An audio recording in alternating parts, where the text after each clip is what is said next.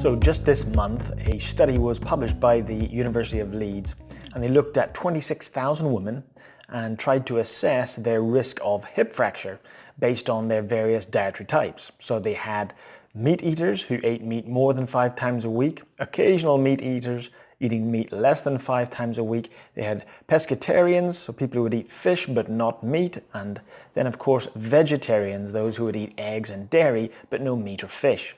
There were some vegans in the study, but the number of vegans who participated was so small they just grouped them together into the vegetarian group. Now the vegetarians totaled 14.5% of those 26,000 women, so about 3,800 women. So there was certainly enough to justify the results being relevant to the population. Ultimately, what the results showed was that vegetarians were at a significantly increased risk of hip fracture. Now, as the group was from their 30s to their 60s, this was obviously relevant to both premenopausal and postmenopausal women. Interestingly, this was the headline that hit all the newspapers and newsstands, was that there was an increased risk of hip fracture. That overall risk turned out to be about 33% increased relative risk, so certainly statistically valid.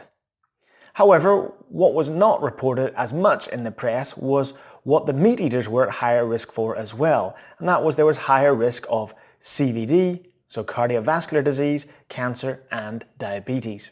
It could be very easy here to justify that eating a vegetarian diet wasn't healthy on the grounds that it increased the risk of weaker bones. But the reality is this isn't a case against meat eaters or a case for vegetarian eaters, because there was an increased risk for both diet groups, just for different disorders or diseases. Vegetarians, because they eat less protein, vitamin D and B12, therefore had an increased risk of weaker bones or osteoporosis, which is why the fracture of the femoral head is usually an area that is studied, because that's one of the risky areas for osteoporosis. However, the meat eaters were clearly at greater risk for cardiovascular disease and diabetes, so it isn't all good news for them either. For me, when I look at this, it tells us much more about the type of foods that could potentially be eaten by either meat eaters or vegetarians, because both groups can eat healthily and both groups can eat poorly dependent on their nutrient sufficiency. Ultra-high processed foods will be less nutrient dense, whereas whole unprocessed foods are going to be more nutrient dense. It would have been great if this study had determined the type of diet through the quality of food as well. That may have altered the results in both fronts. Perhaps we would have seen less cardiovascular disease in the meat-eating group.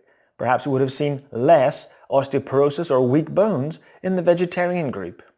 This is a great example of how a good study that is published in the scientific press can then be skewed to some degree to get a headline in the media. This is not a conclusion to avoid vegetarianism because of poor quality food. And to be fair, the study authors actually said this. They pointed out that poor quality diet, in particular those who are not eating sufficient calcium, protein, vitamin D and B12, those are the individuals who are at risk of weaker bones.